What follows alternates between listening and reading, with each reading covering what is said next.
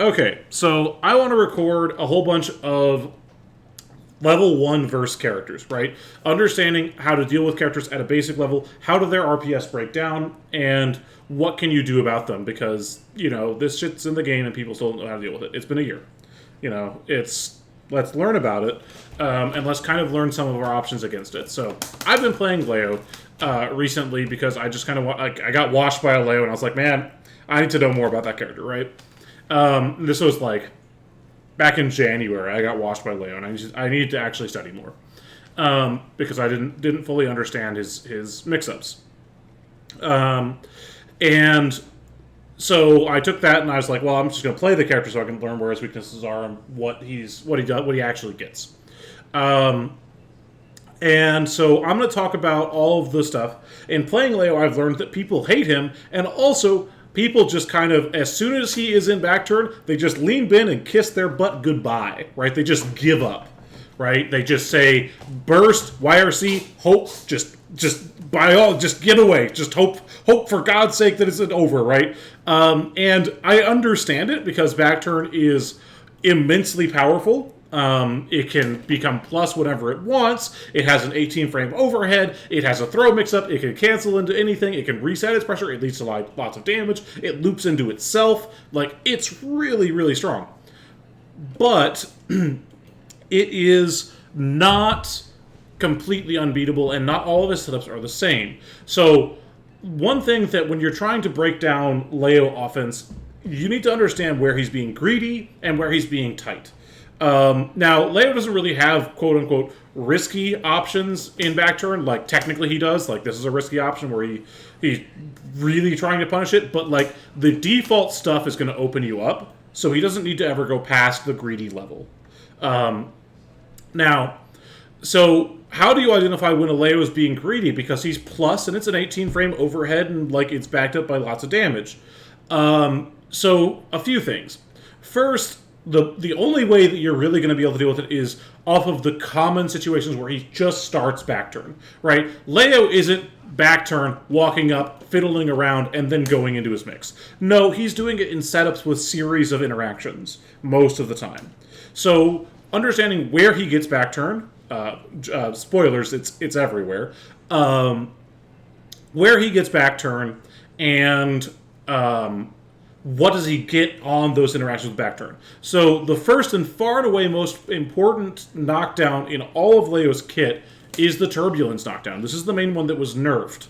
And it was nerfed for good reason. It is considerably defanged now, but it is still extremely powerful.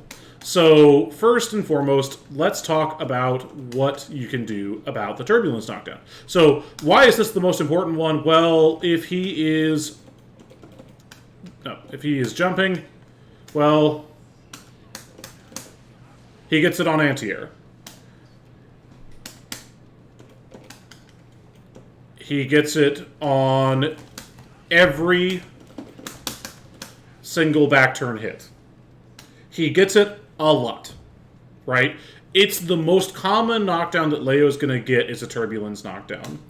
And so knowing how to interact post-Turbulence will dramatically improve your success rate in blocking or answering Leo. So first, let's talk about what he can do.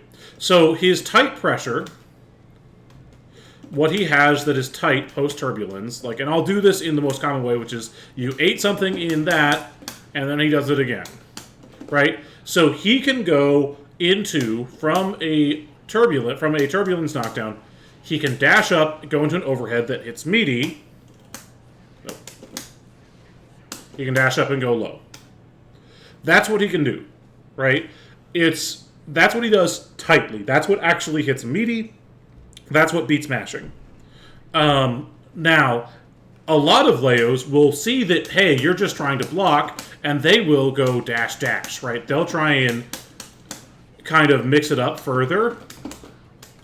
Right, they'll do something like that, and they'll get tricky with it, right? They'll do, after they flip out, they'll, do this kind of thing, right? They'll just do something tricky just to catch you on that stuff.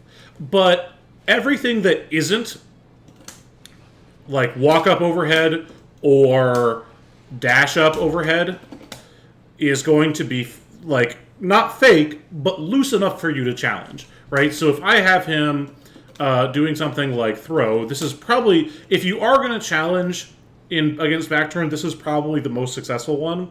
Now, it is not ideal because, right, it is counter hit, right? And it has, and his overhead is off of the ground. Like you'll see, he hops up. He'll actually be able to hit that pretty comfortably with his overhead. And so throw is not ideal, but it is your fastest option. If he does dash twice, it'll grab him. If he does dash through, well, it does. You can grab this as well, but the immediate grab, I think, is the immediate grab is whiffing, right? It's a little bit too loose. So we'll hedge our bets and we'll be like, hey, dash through, right? We'll pretend that that's what they do, but that's not what they do. If you see the run through, you can reactively throw it. Now the other thing is that the reason his tight pressure is so strong is that it catches a lot of the level 1 defensive options. So it caught backdash, right? Backdash does not, like, backdash is good if he's going low, so it's not a bad option, but it doesn't escape the overhead. It also does not escape the back turn slash, which, right, that's how, trust me, that catches it a lot. It does catch it if you do it there. The reason my timing is off is I don't usually just get raw turbulence. I usually am getting turbulence on, like, an overhead or something. Like here. Oh, I didn't hold it, but, you know, you get the idea. So that's really what it is. So recognizing when he's trying to cross you up, that means you're probably being too passive and you should maybe start checking yourself more and trying to escape. Similarly, on those, they hit the same frame, but if he's going into the low, he has to, like, hit the low. He has to wait just a little bit, so there's a little bit of time, whereas with the overhead, he has to dash and then immediately overhead. So you can kind of see the difference with what he does immediately after his dash or before his dash. And that'll go a long ways to helping you defend that. And just sort of recognizing once he's too ham, that's usually the cross-up. Now, the strongest knockdown that Leo has is his throw. In his throw, he can dash twice, hit low, hit high. Both of those are back dashable, but he can delay them a little bit and catch both of them. I just don't do it usually. But he also can walk a pixel and then cross up. And that can hit meaty. Very few Leos do that tightly. Like, they're not going to hit they're not going to hit it well enough to get the mash. So, but you can also just see it, because if he walks a little bit, right? If he walks a little bit, then he's going for the cross up. And he really isn't going to do walk up, cross up, overhead, because it's pretty slow. Like, it's going to get mashed on. It's going to get jumped out. It's going to get backdash, right? It's going to be kind of like a little bit of an issue. Because it's just like he's negative after he crosses up. Well, not negative, but he's like even after he crosses up, so he has to do an 18-frame move, which is, you know, not the best. So those are the two. And then on throw, right, he also can just, you know, do whatever. He has extra stuff like that. But that's the kind of the core of his throw mix-up. Those are the three options you have to respect. If he does anything other than those, right, like if he does throw, dash, cross up, if he does throw, walk up, cross up, he can do it. But that's the timing that no Leo is going to be consistent. Like, I say no Leo. I'm sure that there are some that can, but it's just like, it's a raw timed thing. It's really precise. There isn't an obvious frame kill for it, right? There's not like that kind of thing. And so realistically, he's not going to get a whole lot other than those three options on his throw. Now, a lot of Leos will like to do this kind of thing. They'll be like, hey, how are they acting after their overhead? But, well, actually, no, that's later. That's later in the video. Tangent. Focus. Okay. And then the last knockdowns that are worth knowing is where does he get back turn? So obviously on DP, he can walk forward a little bit and then hit a meaty cross up. And I'm not going to be consistent with this because I'm not a real Leo player. I'm a Kai player. But he can do that, and that is the real setup. If he is doing any sort of frame kill, like a 5K or a dash, he is throwable. So after DP, a lot of Leos do this one. They'll do 5K dash through. Now the reason they do that one is that it beats mashing. Oh, I have to hit it, right? Just gonna mash it. Right? It beats mashing, right? It hits this. It hits that 5-frame window, but there is like a 4-frame gap. So if you have a 3-frame normal or a good throw, you can mash that if they do any of the frame kills. Now, I'm just now realizing that there might be a faster one, which is jab, run through. That looks, oh dang it, that might be real. I might have just learned something because I didn't know. Is it jab? No, I did that late. We're learning live. No, it looks like it's still throwable, but that hit early. Yeah, okay. Basically, if they're doing any sort of frame kill, you can just wake up throw on that one. And just when you see the throw, when you see that, they can do that. Now, obviously, really practiced Leos can just kind of hit the timing. I'm not a really practiced Leo. It's a raw time thing. I'll see if I can get it just to show it. No. It's a little bit later than that. It's like walk. There it is. Right. There is a timing for it, but it's pretty finicky, right? Pretty finicky, and not very many Leos can hit that. So it's actually not too unreasonable after a DP knockdown to just try and throw the cross up.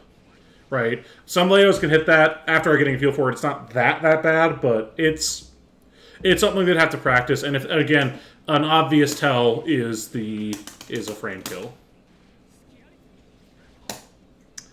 And then what other knockdowns are worth mentioning? Those are the 3 big ones. The last one is on this. He gets a meaty, but he does not get a run through. Right? So, and this is a pretty common thing where they end with this and then they try and run through, or they just do like this into straight run through. Both of those are throwable. That's a pretty common guess where Leos will be like, I hit you with this. Dash, cross up, haha, joke's on you. Right? Just look for them to do that. Look for that. That's a common place for them to throw you. Or for a common place for them to try and do it. The most common places for them to try a run through from neutral are heavy slash into run through. 2S into run through is actually pretty common as well. So those are the places where you stop blocking and you just look for the run through and try and react. It's not that hard to react to the run through. It's a pretty forgiving timing, but it is something, if you're not looking for it, it will be free to you. Particularly if if you're just sitting there in neutral and you're not doing anything and you're being passive in neutral, Leia will just run through. And instead of trying to react to it in those places, I'd recommend just kind of being more active in neutral, to be honest. Because this move does not have, it's just all hurt box until it hits you. Right? It's quite easy. Like, if you have anything on screen, you're going to hit it. And so that's how you kind of avoid this just like raw run through and neutral style that you'll see some Leos do. And again, pretty much all the places where they're doing that, the only place where it's somewhat real is after a 2D. Right? They'll dash, wait a second, and then dash through. That one is very... Well, I didn't talk about 2D at all. 2D is the place where he gets the real dash through. And it is... That's going to be mostly what he goes for. Obviously, you can just frame trap and throw and whatever. And do, like, that kind of stuff. Oh, I need to...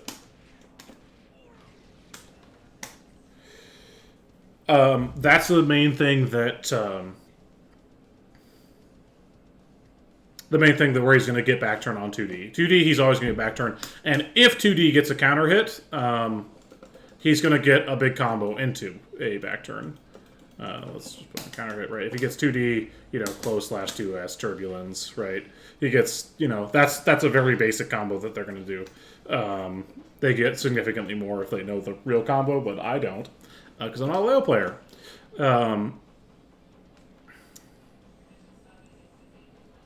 Yeah, that's kind of the core of his mix-up and what I'd recommend at least understanding about it. And you guess between those options most of the time. And if they're doing anything extra, then you start, holding up or start bashing, right?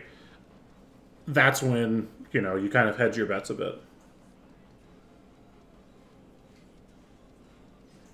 All right. Hopefully that's helpful. I'm going to watch this back because I think it was pretty rambly, but we'll see. I might upload this.